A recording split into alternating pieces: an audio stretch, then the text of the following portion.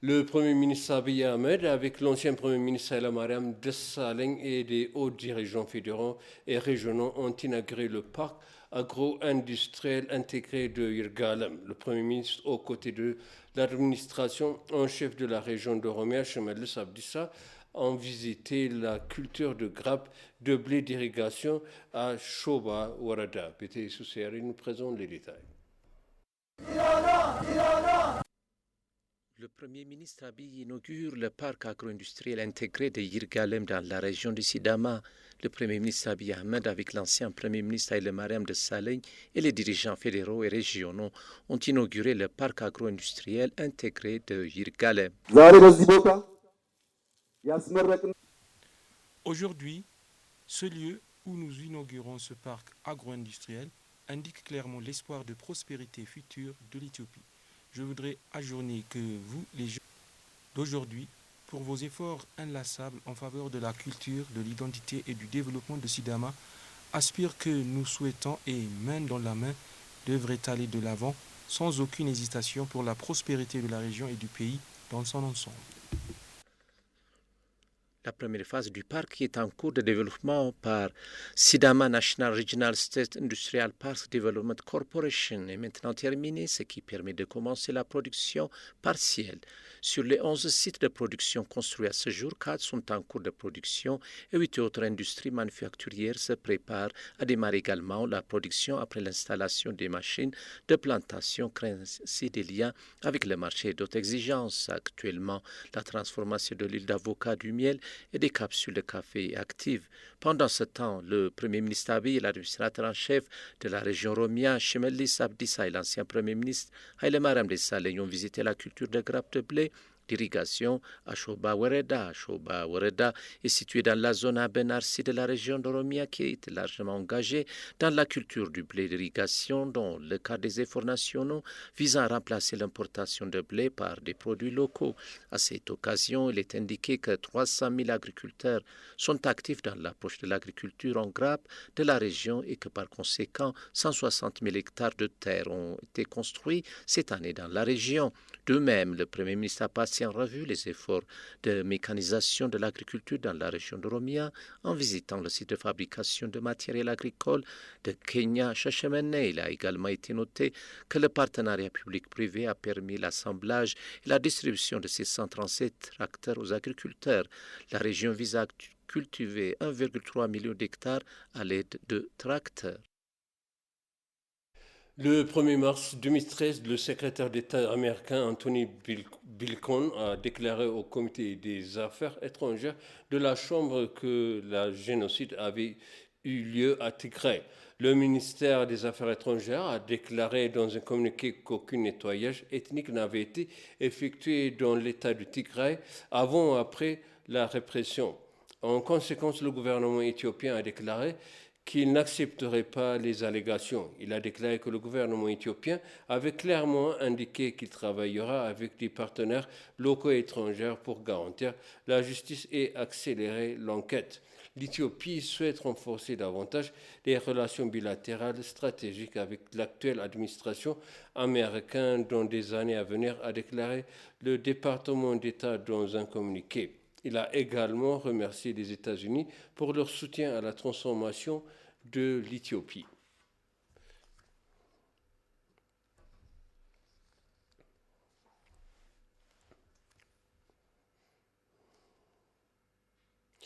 L'Éthiopie a officiellement lancé le vaccin de Covid-19 dans tous les pays où les experts de la santé de première ligne et des hauts fonctionnaires du gouvernement deviennent les premiers à recevoir l'inoculation. La ministre de la Santé, Dr Lia Tadessa, a fait lancer la vaccination et a pris le premier vaccin dans la ville de Mekelle en présence des responsables régionaux où le PDG de l'administration intérimaire Moulunaga a été vacciné contre le virus. Par ailleurs, le chef de l'État régional d'Amara, Agenyahu Tashagar, a fait lancer les vaccinations contre le Covid-19 dans la ville de Bahardal à l'hôpital Falagiot. Lors de la première injection du vaccin, Agenyahu a exprimé sa gratitude aux professionnels de la santé qui se sont battus contre le virus, quels que soient les risques potentiels. Selon le chef du bureau régional de la santé d'Amara, Dr Malkamo Abta, les priorités seront données aux experts de la santé de première ligne dans les processus de vaccination. La ville d'Addis Abeba a également commencé la vaccination contre le Covid-19 à l'hôpital Ekakotobe sous la supervision des membres de la Chambre, des représentants du peuple, des hauts fonctionnaires du gouvernement, des responsables des Nations Unies, ainsi que d'autres organisations régionales et internationales. Les États régionaux de Dire Dawa, de Harare et de la Somalie ont également commencé la vaccination. La ministre d'État au ministère de la Santé, Adam Paulo, a présidé le début de vaccination dans la région de Harare, au centre de santé Djegol de la ville de Harare.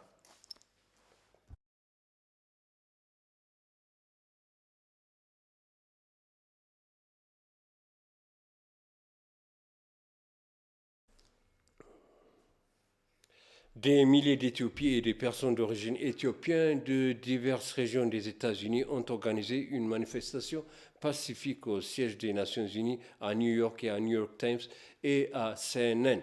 Les manifestants ont appelé les États-Unis et d'autres partis à mettre fin à la fausse propagande répandue par les partisans extrémistes du TPLF en Éthiopie.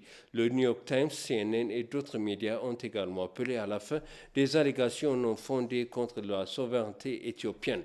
Les manifestants ont exprimé leur soutien aux mesures d'application de la loi du gouvernement dans la région de Tigray ainsi qu'à ses efforts humanitaires et de réhabilitation en cours dans le Tigray et d'autres régions. Il a appelé les États-Unis à mettre fin de manière équitable aux négociations sur le grand barrage de la Renaissance hydroélectrique éthiopien et à jouer un rôle positif dans la succession du Soudan de l'Éthiopie. Selon l'ambassade d'Éthiopie à Addis Abeba, les manifestants ont réaffirmé leur soutien à l'unité, au développement et à la paix de l'Éthiopie en réprimant les fausses informations.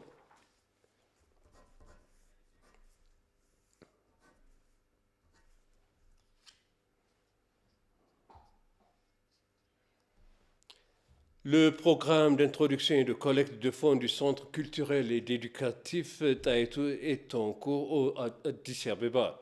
Le Centre culturel et éducatif Taïtou, fondé par un ami bien connu de Yani Alem Tsahai, travaille dans le domaine des arts et de l'éducation en Amérique du Nord depuis 20 ans. Le centre a également joué un rôle important dans la promotion de la culture et de langue des Éthiopiens vivant dans diverses régions du monde. L'administration de la ville d'Addis Abeba a remercié et remis la maison de Bitawod Haile Georgis Wolde Michael, âgé de 117 ans, au centre culturel et éducatif de Taïtou. De tels programmes permettent également à promouvoir et à collecter de fonds pour le centre. Selon l'agence de nouvelles éthiopienne, le vice-premier ministre et ministre des Affaires étrangères Dammaka Makonnen, la maire adjointe d'Addis Abeba Adanecha Abebe et aux fonctionnaires, des artistes et des invités, y compris les ministres, est présent au programme.